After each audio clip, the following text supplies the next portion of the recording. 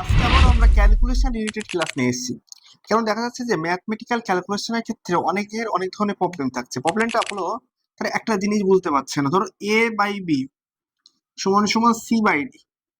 এখানে কি হয়, এই জিনিসটা খুব ইম্পর্টেন্ট। শুধুমাত্র এইটার সাথে এইটা আর এইটার সাথে এটা গুণ, আর বাদ বাকি সব কিন্তু ভাগ।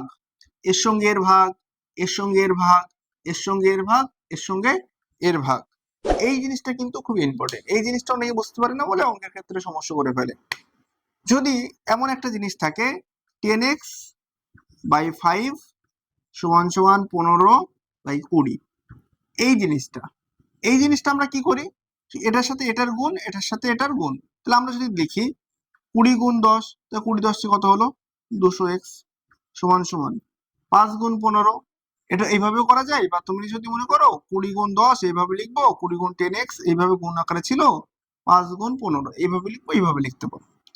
এবার এই লাইনের ক্ষেত্রে একটা জিনিস ইম্পর্টেন্ট, একটা জিনিস খুব ভালো করে খেয়াল করবে এখানে।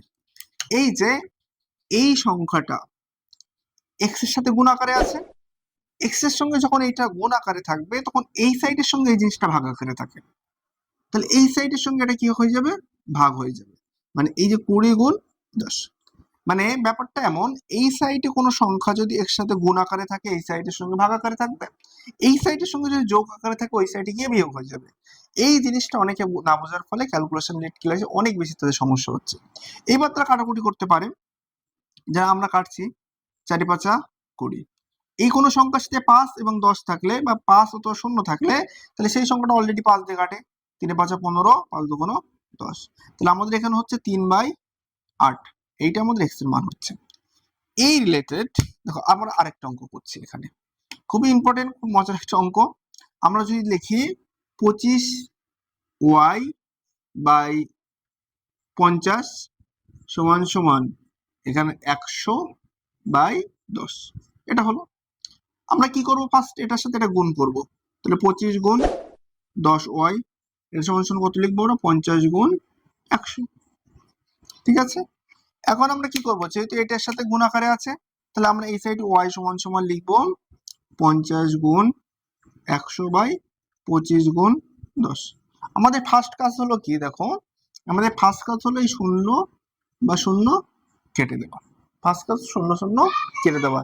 এর সাথে এর 0 কাটা যায়, এর সঙ্গে 0 কাটা যায়, তোমার ইচ্ছা মতো কাটবে। এবার দেখো 5 5 25, 5 দিয়ে 100 কাটে, 5 20 100। তাহলে y এর মান এখানে কত হলো 20। একদম পুরো সেম টাইপ। এই টাইপ গুলো না হলো 30টা অঙ্ক এইভাবে প্র্যাকটিস করতে হবে। যদি 30টা অঙ্ক এইভাবে প্র্যাকটিস করা যায় তাহলে দেখা যাবে যে এই রিলেটেড মানে অঙ্কের ক্ষেত্রে আর কোনো সমস্যা হচ্ছে তো। ঠিক আছে, তোমরা এই রিলেটেড অঙ্ক আমি কিছু প্র্যাকটিস শিট দিচ্ছি, এই অঙ্কগুলো প্র্যাকটিস করো আর প্র্যাকটিস করে জানাও। যদি আর কোনো সমস্যা হয় তাহলে বলো। আর আমরা আর তোমাদের মেন হলো কাটাকুটি শিখতে হবে। আমাদের কাটাকুটি ক্লাস কিন্তু আছে, এই কাটাকুটি ক্লাসগুলো ভালো করে দেখবে, তাহলে খুব ইম্পর্টেন্ট। ওই ক্লাসগুলো দেখলে এই জিনিসগুলো সহজে তোমরা শিখতে পারবে।